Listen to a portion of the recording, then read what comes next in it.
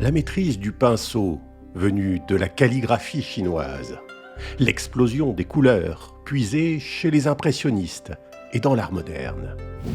Entre Orient et Occident, Tang Haiwen a réussi la synthèse sans jamais se trahir. Voici l'histoire d'un peintre chinois à Paris.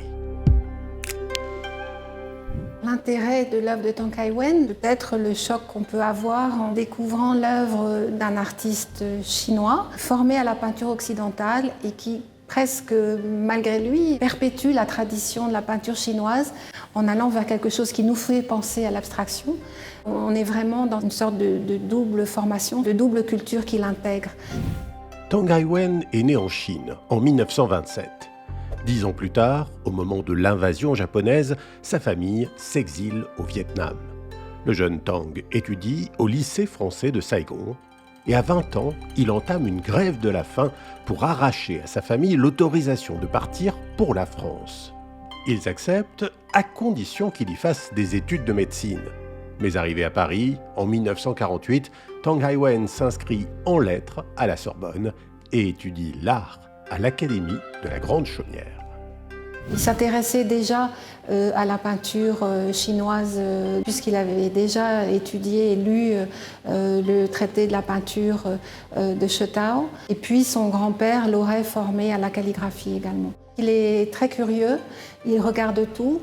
Donc ce que l'on peut voir à travers ses œuvres, c'est qu'il a été inspiré par les impressionnistes, par les post-impressionnistes, même par Turner, par Matisse, par Klee, par Gauguin, voilà, par tout le milieu finalement des peintres qui étaient en vogue dans le Paris des années 50.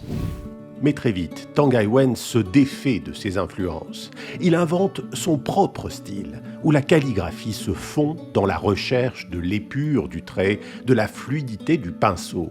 Une recherche qui s'étend aux proportions de ses œuvres, qui vont rapidement évoluer vers des formats originaux.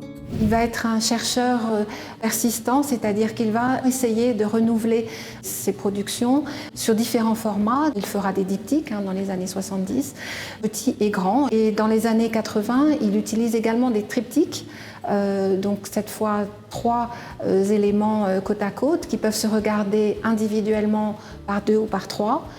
Si on s'amuse à faire l'essai, ça tient le coup à chaque fois. Il y avait aussi une question pratique à ce type de format, puisque Tang Haiwen, qui vivait quand même plutôt dans les dénûments, ne voulait pas perdre le papier, ça coûte cher, et donc il récupérait les éléments de papier d'autres formats pour tout utiliser.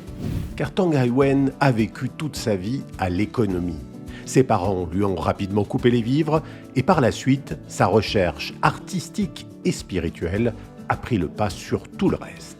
Il avait vraisemblablement une attirance vers la simplicité, vers le dénuement, puisqu'il n'a pas cherché du tout à faire carrière, au contraire de ses contemporains mieux connus, comme Zhao Guqi en particulier ou Zhu Deqiun. Lui souhaitait continuer à vivre de manière indépendante. C'était quelque chose qu'il revendiquait, de la même manière qu'il ne s'affiliait à aucun mouvement.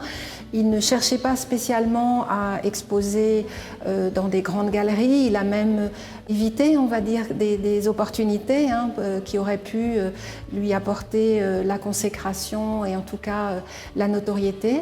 Il a pourtant exposé dans des musées, mais dans des cercles plus restreints. Voilà, il cherchait à rester libre et à ne pas subir les contraintes du marché de l'art, peut-être.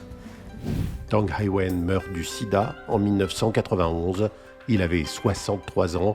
3 décennies plus tard, son œuvre est enfin reconnue à sa pleine mesure, celle d'un artiste épris de liberté.